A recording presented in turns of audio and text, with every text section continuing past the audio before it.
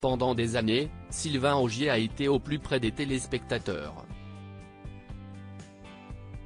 Il a notamment animé la carte au trésor ainsi que Faut pas rêver sur France 3.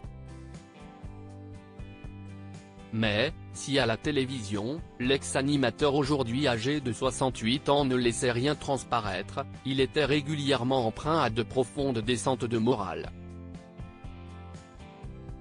Il a fini par être diagnostiqué bipolaire en 1990, lorsqu'il avait 35 ans.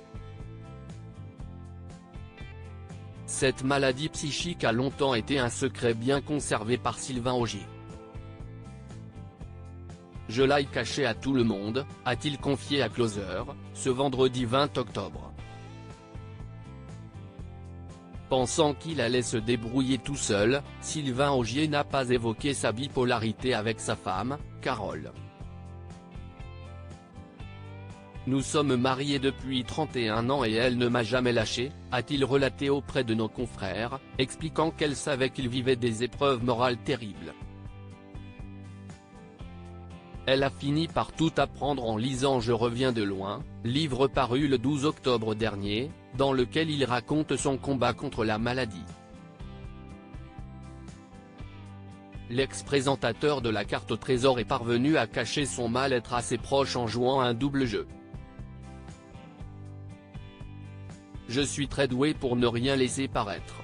Je sais mettre un sourire ou de la bonne humeur là où il le faut, au moment où il le faut, a-t-il déclaré dans Closer. Sylvain Augier a voulu se suicider. La bipolarité de Sylvain Augier l'a poussé à faire une tentative de suicide lorsqu'il avait 55 ans. Je me suis mis devant un TGV, j'ai voulu en finir, la souffrance était terrible.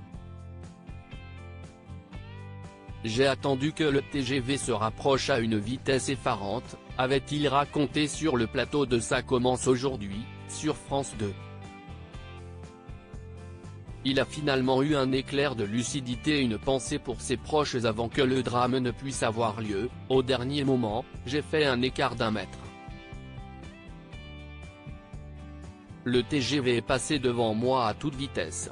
Depuis, Sylvain Augier tente de se reconstruire dans le Gard, entouré de sa femme et de ses 2 enfants. Il est suivi médicalement, s'est éloigné du milieu de la télévision, et s'est lancé dans l'écriture de plusieurs livres. Crédit photo, Cédric Perrin.